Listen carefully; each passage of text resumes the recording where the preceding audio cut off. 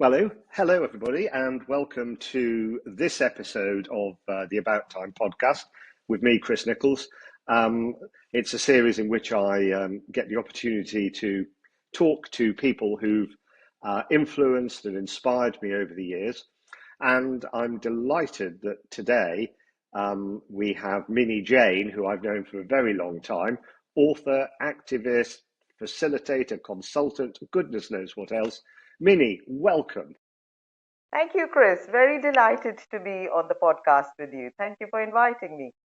Yeah, that's a great pleasure. Now, Minni, I know, amongst other things, you are the author of this very, very topical book, which is both an award-winning book, and it comes out at a time when there's a renewed interest in rivers, oceans, um, water in, and its place in the world. And this has been your work for much of the time I've known you. So maybe a great place to start is for you to say something about what is the work that you do, because I know you as a director of the Flow Partnership, but your summary will be much better than mine. Thank you, Chris. Yes, water is becoming increasingly pertinent today as the world faces global warming, climate change, and slowly, I think everybody is beginning to realize what we realized ages ago when we started this work, that without water, there is no life. And with the increasing degradation of landscapes across the world, either they're drought ridden or there are floods, the extremes of climate change that we are witnessing, which drops the whole amount of water or reduces the water in a landscape, is getting everybody to realize that we need to really look after the water. And to go back to where how we started this, I mean, I think, Chris, we've known each other for, as you said, many years, and I remember meeting you in Devon Mm. at the environmental college, Schumacher College, that was about 20 years ago, maybe. And I'd come in from India at that I, point. I fear you may be right. I think 20 years. Yes. Yes, and so in those beautiful green grounds, I remember having conversations with you, and it was around that time my colleague Philip Francis and myself, we had thought that there is something that needs to come out in terms of action in the climate and environment space. And I knew that I wanted to build bridges between the work that's happening in India and the work that's happening in the UK. So we set up that charity in, I think, 2009, and we explored many Mm. projects. We did many projects in the environment space, but we knew water was going to be the biggest one, and we came to start working in that, Mm. setting up the Flow Partnership in 2011. Yeah. Now, the Flow partnership, I first remember when you told me the story, was such an inspiring story about regenerating a number of rivers in Rajasthan. And that is that where it started? Yes, actually, the we heard this fantastic story about somebody in India who was working with community wisdom.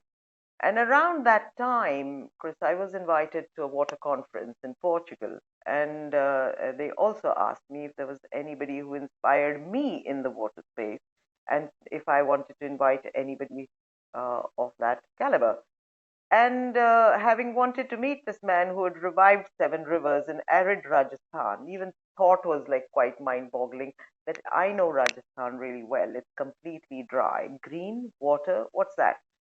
And so a man who's revived rivers, surely there must be something very deep. And then we did invite him, and his name is Rajendra Singh. And it was a momentous meeting because when I saw and heard his work, and he didn't, he's got a thunderous voice, and he worked with 28 years, 30 years living in the villages. And very early on, he discovered that there is a community wisdom around holding water in the desert, that if he enabled that to happen, if he harnessed that, then something would happen. And over 28 years, that's what they did. They built small interventions in the landscape, in the flow pathway of the water. And not only did they have surface water, but they also recharged underground aquifers. And the wells had water, and the excess water went into the rivers, and the rivers revived. So it was a phenomenal story, and we thought, if this can happen in Rajasthan with what I called my village engineers, then surely there must be something like this happening across the world. And so Philip and I looked at different communities across the world, and the rest, as says history, we found that kind of wisdom exists in all communities who live on the land globally. So we're working in Africa, we're working in Europe, we're working in UK, we worked in Southern America, and that's what comes out in our book, The Language of Water, those community stories of their wisdom, of how they keep their landscapes abundant and healthy, not too much water, not too little, and how we do it together to keep the planet regenerated and healthy. Yes. The Flow Partnership has been running, you said, for about 14 years now, 15 years? Yeah, say, yeah, about 15 years, I would say. It started a little before, and then the thinking, and Yeah, then actually meeting Rajendra, and then getting it into gear. So I'd say about 15 years. yeah. So what's the connection between that and I know you have, a long connection to Schumacher, and I remember you working with Satish Kumar on things like the Tagore Festival. Hmm. It sounds like you have a long connection to um, a spiritual connection to deep ecology. I mean, where does it all start for you, Minnie? That's a good question. I mean, I think if I look deeper, uncover the layers of where does it start for me, I would say I was born in a Jain family. And the Jain religion is considered one of the most fundamental primary religions that is embedded in ecology, nature, and spirituality. So, in a recent talk on an article we wrote, and I was looking at my Jain upbringing, and all religions have a kind of a common language, and the Jain root was right action, right perception, right knowledge, and right action. And when I unpack that, I think that was there right through from the minute I was born. What is right perception? How do you really see what is, who's the observer, who's the observed? They're one. But that journey to bringing the two together, and understanding the true structure and nature of the cosmos, and that informing the action that you need to take with all beings being considered, that's where, if you've been on that for ever, that kind of informs your worldview, and I feel very blessed with that kind of upbringing and thinking. You know, yeah, even in holidays, Mm. I remember it was not holidays. You went for pilgrimages, and most of the temples or the pilgrim places you went to, I had an animal hospital, and so you spent time looking after injured animals and birds. And so nature played a huge, huge, deep running current through every action in my life growing up. And so then obviously that sort of carries over into how you live your life as an adult. So when did you meet Satish? Satish. Satish I met at Schumacher College, believe it or not. I had actually not heard of Satish until I came to Schumacher College. So, and it was really a very good meeting because Satish, has been following those same principles of ecology and, that right action. And how do you encourage people to think of the spiritual aspects of ecology for ever since he came out or ever since he was following it in. So it was a wonderful meeting with Satish, and we've remained very good friends ever since. In fact, you mentioned the Tagore Festival earlier, and it was about 3 years before uh, it was Tagore's 150th birth anniversary. And Satish rang me up and he said, it's Mm. Tagore's 150th birth anniversary. Don't you think we should do something together? And so I said, what did you have in mind? He said, oh, just a small festival. And I said, well, let's think about it. And then I did think about it, and we joined forces to actually put on a week-long celebration of Tagore. He was a polymath, and he was the first winner of Eastern Indian winner of the Nobel Prize in literature. And his 150th birth anniversary, we celebrated with great joy with music, with poetry, with art, with incisive deep thinking, with scientists looking at using Tagore's 150th anniversary as a means or a lens to look at where we are today. What is it? What is the perception we need today? What is the action we need to get today? And in a celebratory way, not in a, oh my God, look at this, but really celebrating with all those who bring their unique perspectives into the sphere. So we had a wonderful time. We did it over 3 years.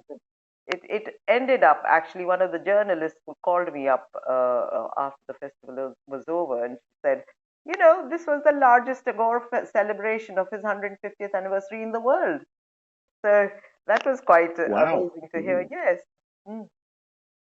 That was Yeah, and 2011, and Chris. of course, um, yeah, and of course, Rabindranath Tagore, although he's not a household name in the UK, um, was entwined with the history of Dartington from the early days because I think Leonard and Dorothy Elmhurst were very influenced by Tagore. Is that right? Totally. Actually, it was, first of all, Rabindranath Tagore has the unique distinction of being the author of the national anthem of two countries. So that's India and Bangladesh. And he's a polymath, you know, and he was a theater dramatist, he was a poet, he was a writer, he was a deep thinker, and he was into rural regeneration. And so he met Leonard Elmhurst, funnily met him or heard of him in New York. And he was really, really keen to go and spend time with Tagore in India. So he went off to India, spent 3 years over there with Tagore and saying, oh, this is how I want to spend my life, doing rural regeneration with you. And Tagore said, no, no, no, no, no, go back to your own country. They need rural regeneration too. And it was around that time, the First World War, and you know there was a depression in the UK. And Elmer said that's a really good advice, and I will take you as my mentor, and I'll go. And very providentially, Leonard also happened to be falling in love with the fifth richest woman in the world around the same time, called Dorothy Elmhurst. And together they bought the Dartington estate and set it up with the same kind of principles he'd learned with Tagore and invited Tagore many times and many poets and Uday Shankar and artists and musicians and Tagore himself, many, many people from across the world in that sphere is what they explored over the years on the Dartington estate and made it such a rich and vibrant place for change. Mhm. Yeah. I hadn't I hadn't spotted just how deep the connection is between Tagore's work on rural regeneration, the Elmhurst work at Dartington, and your work in rivers, in water. But of course, they are very close, aren't they? This is an intertwined intertwined system of intertwined philosophy around rural regeneration. Mm. And rural and urban both. Yeah. So, So, mm, so why don't you? I mean, this book, your book, is full of really practical projects that you and Phil and your colleagues have been involved in. I mean, maybe you could tell people who haven't read the book yet about a couple of the projects so that they get a sense of your work. mhm. So the first thing to say is that if you put personalities aside, the word regeneration itself, that nothing can regenerate in the physical sphere and the spiritual sphere and the human, any sphere without water. If there's no life, there's no regeneration. So we say that's the first thing. And when we set out looking at how regeneration and where is it happening most, it's happening all the time, but where is it happening with human agency? You find it in the communities, rural communities of the planet. And urban resilience is always dependent on rural resilience. All the food comes from there. The rivers start in rural areas. That's the water that feeds the cities. So, water is an intrinsic flow in every being's life and that of the planet itself. So that's the word regeneration, and that's why we use the word flow. When the water flows, and its flow is in the water cycle, the flow is in the landscape, the flow is a healthy flow, then there is a healthy life. And so when exploring that, we looked at amazing, we worked with wonderful, wonderful communities across the planet. And, I would, if you ask me for an example, it's very hard to choose because each one is more magnificent than the other. And that impact that common people living Mm. on the ground sometimes have very little to eat or drink, yet who love and know and understand that flow of water, which is a language of water, which is spoken universally. They all speak it and understand it and just quietly get on with looking after it. But one of the projects that's really dearest to my heart, and it's in the book, is with these three women in India, in a very, very, in the driest part of India after Rajasthan, is a state called Bundelkhand. And in Bundelkhand is this beautiful project started by these women. It's called the Jal Sahelis, which means Friends of Water. And I met the one who started it. And funnily, it was at the, this is, I love this project because it's not just a women's project. It's where women and men in a very traditional male dominated society like India, they came together and the women did the work, but with encouragement from a man. So how the two came together. And the start of the project was by this woman, Shri Kunwar. She's about 4 feet nothing, and she's about slimmer than I can. I mean, I don't even know how. She's very thin and small, and that fire in her eyes, got married at a young age and absolutely into a very dry part, and her entire childhood stopped. She was about 8 or 9, if I remember. And all she had to do in her in-laws' house, and they came from the untouchable caste. So and the women were, girl children, women are not allowed out of the house. It was only to collect water. So you can imagine this young girl, a tender head, she's carrying these pots of Mm. water every day. And she used to see water collect in pools in the rain, and, the whole story is over there. And to cut that long story short, if you read it in the book, she said she went and said, look, if this is the way it's going to be, it's not going to be like this. I have to do something. And she actually broke all the taboos of women not being allowed out of the house, women not doing the work, building the first water body, inviting other women into it. And so many women came forward with stories of absolute deprivation and, feeling completely quashed in that society. And that hard work and drudgery of bringing the water then gets resolved. And then the men start to respect them. And it's now the Jal Sahelis are like 2,000 strong, spreading across India. They're an Mm. amazingly wonderful organization, and their stories are stories which aren't just those of Indian women. They're stories of women in Africa. We had our session, water school session, where we had a project in Cameroon that has women coming together to actually regenerate an entire 800 square kilometer, no, 800 women over many, many square kilometers regenerating the forest because trees also hold water. And it's another women's group. When you think of it, if I give you a one statistic, and that'll be this one, we often travel a lot through airports, and we are allowed 23 kgs as a carry on baggage in one suitcase. And water is really, really heavy. So, can you imagine carrying a 23 kg suitcase on your head and walking for 9 miles? That's the kind of weight women carry on their heads from rural areas to their homes. And so, why is it that we can't look at their wisdom in reviving water and bringing the underground aquifers and the taps to their home? And they did it. So we didn't have to do it for Yeah. them. They did it. So what? No. So what did they do? Do they dig? Do they?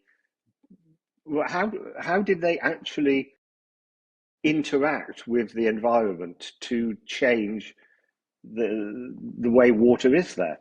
What did they do?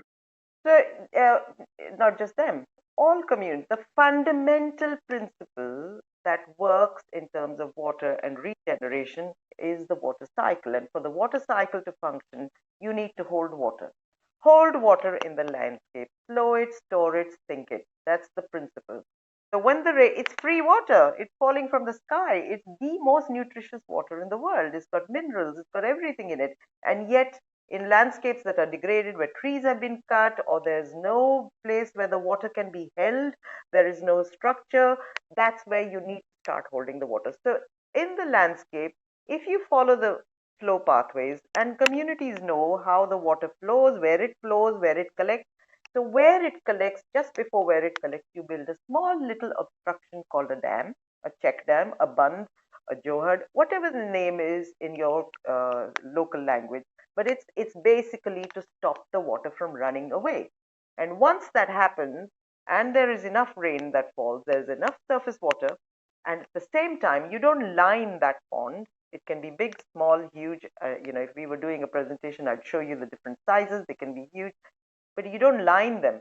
You allow the water in that held water, the pond, to filter into the ground, which then recharges the underground aquifer. And downstream, the water in the wells rises up. It's that simple. It's not rocket science. It's such a simple solution. And you can do that for drought. It solves the problem of drought. And if you do that for floods, the water that is held can be held in offline ponds so that it doesn't become this huge torrent of water flooding downstream, and you can take it to another side where there isn't enough water.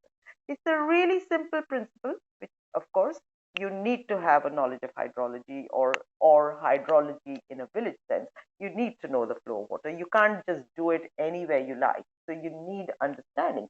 But the principle is that, and it's not that difficult. If you live on the ground, you can do it. You know where to do it. Yes. Yes, and that's important, isn't it? Because you said often the people who live there know they have somebody somewhere has a memory of where the river used to be or where the water used to collect. And so you can start from somewhere with local knowledge. So I won't even go that far back. They live there and they know where the water, they know their landscape much better than the scientists coming from, let's say, Delhi to Rajasthan. The people in Rajasthan living Right. on the ground know Mm-hmm. exactly when the rains come, where the water runs away, where the torrent comes, where the water collects a little bit before it runs away, where it needs to be. They know their landscape really well, far better than anybody coming from outside. In fact, I go always as far as to say that the scientists who write these magnificent papers, they actually go to these communities, get the wisdom, get the knowledge, make the measurements, and come back and write the papers. So in a sense, that's where the first wisdom, the primary wisdom holders are the community. They know where.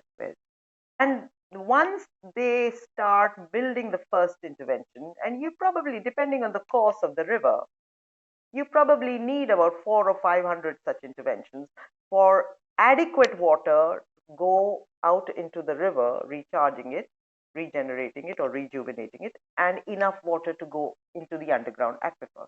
So it's a knowledge that is there when you live there, for generations. Often they are there for generations. What is in the memory, however, Mm. are the kinds of structures, you know. And sometimes you find in communities there is an apathy that comes in. There's no water. Your young children have all gone to the cities in search of jobs. The farmers can't farm, and so there is a feeling of hopelessness. Nobody cares about us. And then suddenly somebody says, "Didn't your granddad used to do this?" And we found that in Africa, we found that in Southern America, we found that in Europe, we found that in the UK. In the UK, there was a system of river keepers. Wonderful. Their only job was to keep looking at the river once a day, or maybe more, depending on where it was.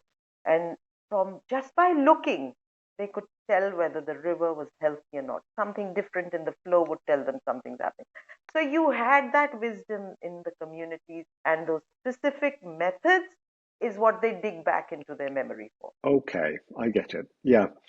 So, and you've also done projects like this. For example, I think you've even done them in the UK, haven't you? Hmm. Hmm. Is that right? It is. We have colleagues in the Yeah. UK who've done it, and one of them is in the book. And actually, these days, with this whole raging debate around the rivers, the water companies, one of the first things we've looked at is, Mm. why is water privatized? It's what gives you life. So if you're going to make money off water, if the bottom line of companies that trade water is profit, they don't care whether you live or die.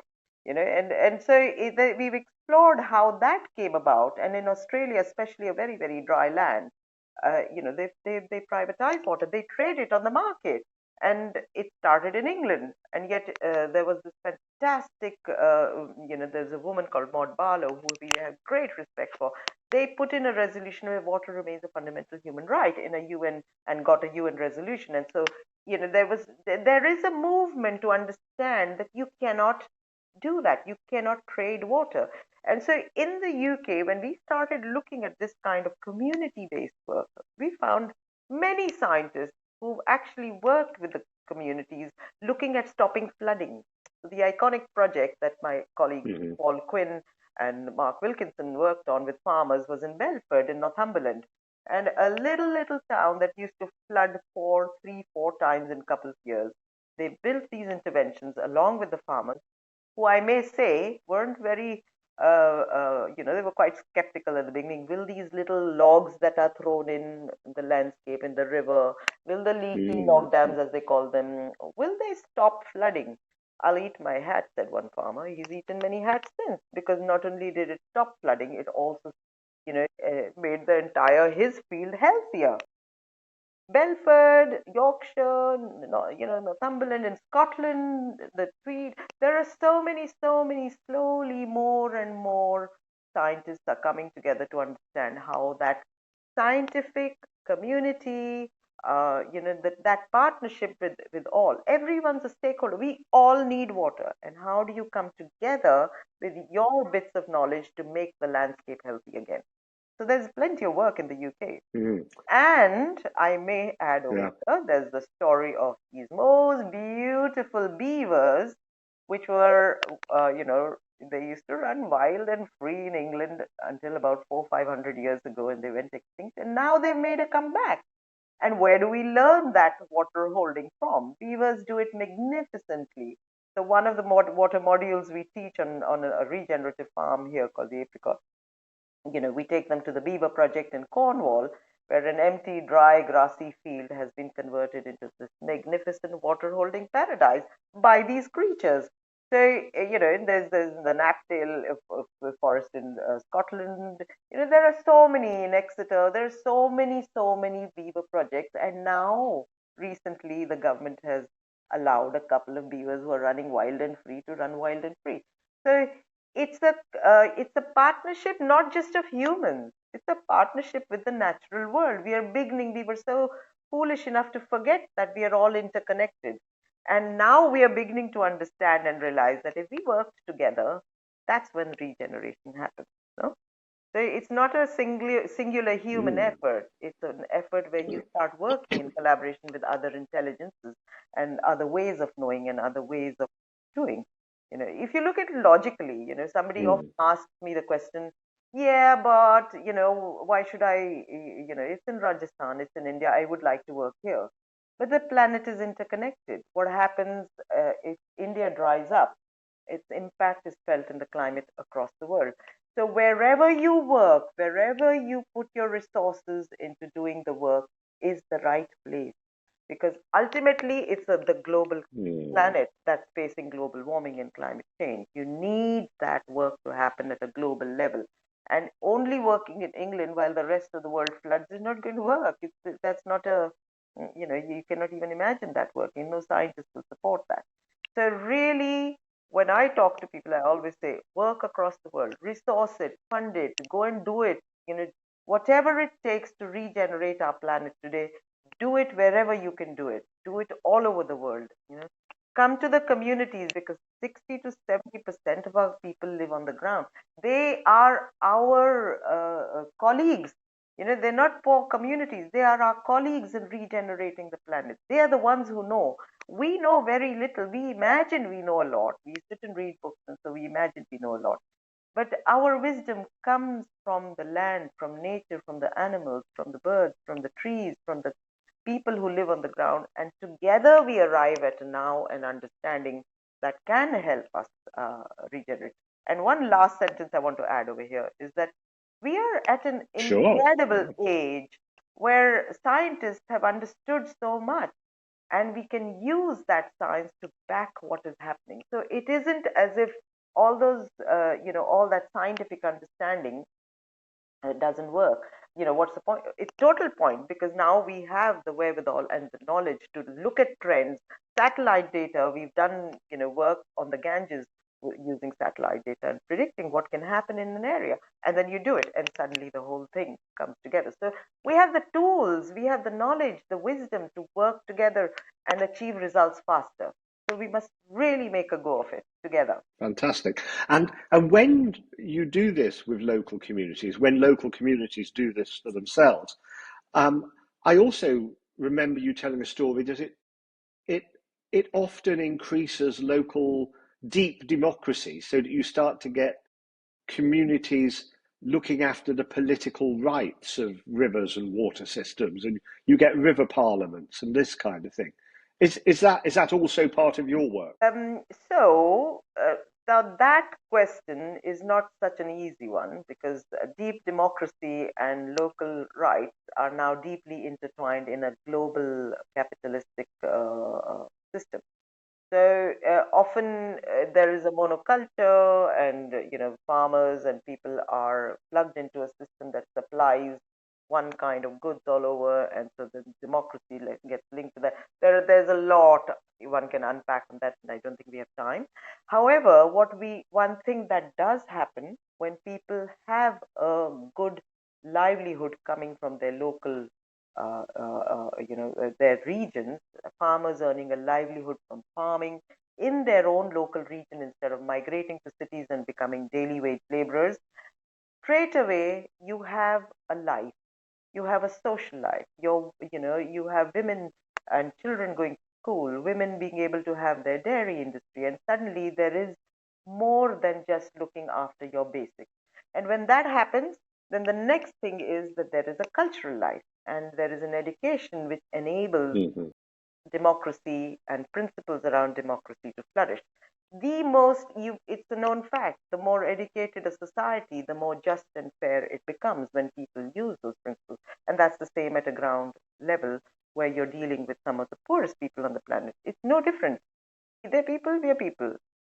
Fortunately, there is income inequality, and the gap between those who have and those who don't is increasing too much.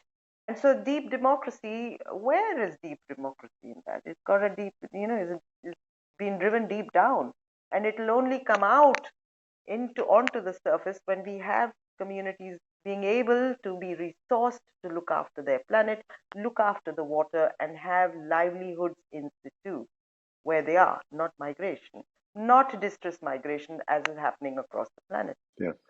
I mean, Minnie, I noticed that we're already nearly at 35 minutes of this, and we shouldn't go too long, but there are other things I want to ask you. You mentioned something about the water school. Now, we haven't really talked about the water school. So what is that work? Right. So thank you for asking that question. Very, uh, as we started doing the work with communities, a couple of things came out very clearly. Two things came out very, very clearly. One is communities know what to do, but yet we need that wisdom and knowledge to be shared at community level.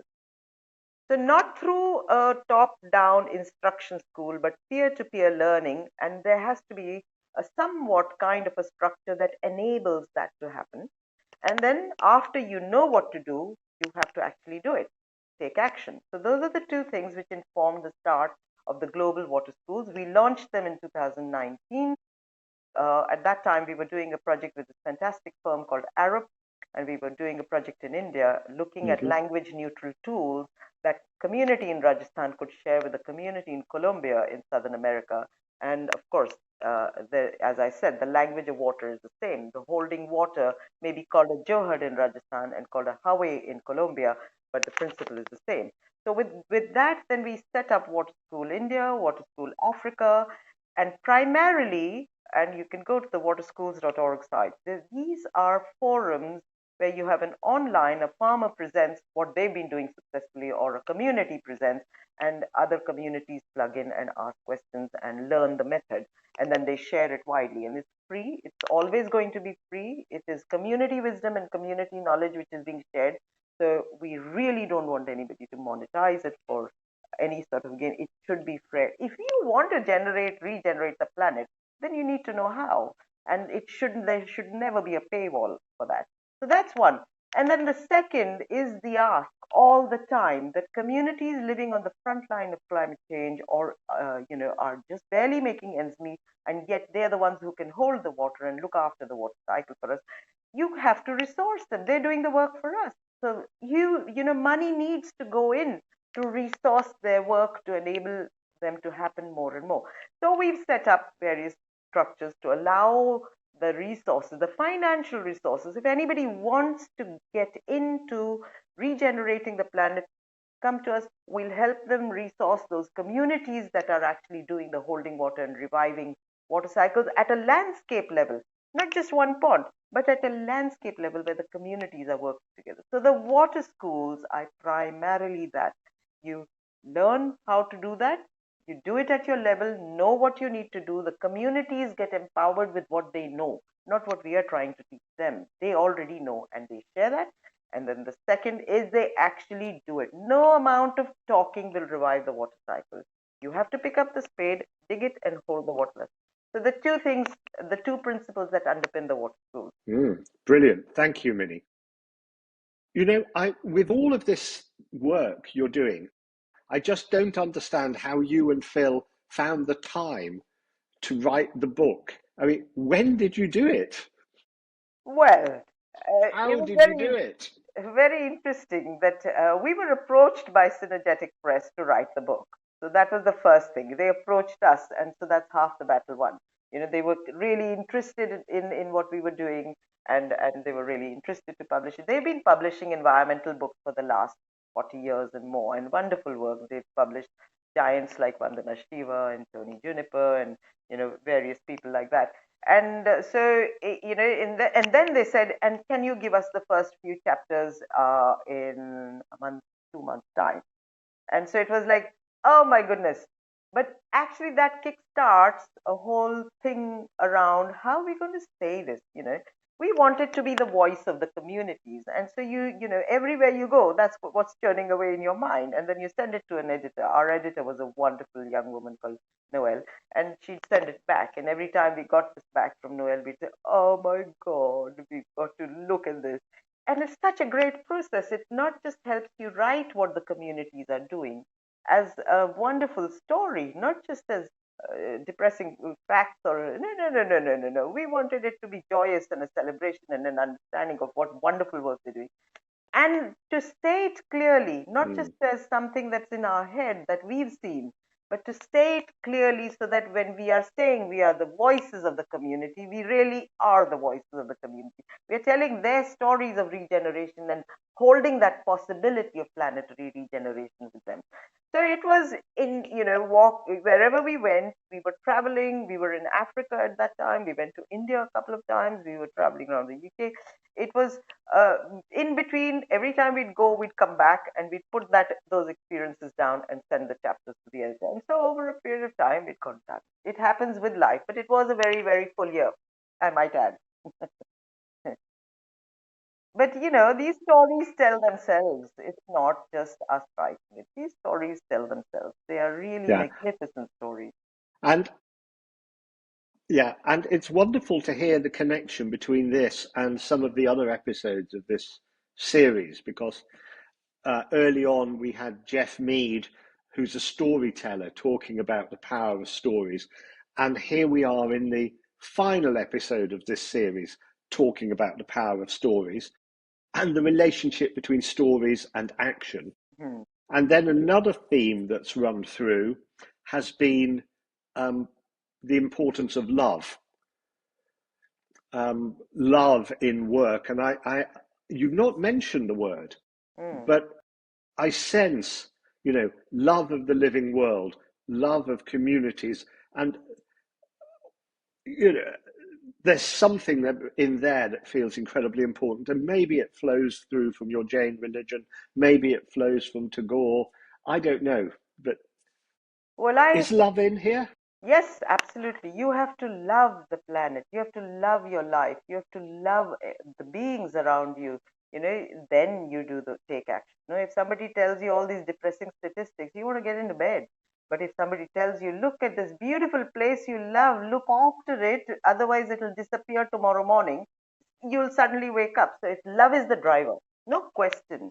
It is love that moves us. It moves us to tears, to inspiration, to poetry, all of which is in the book.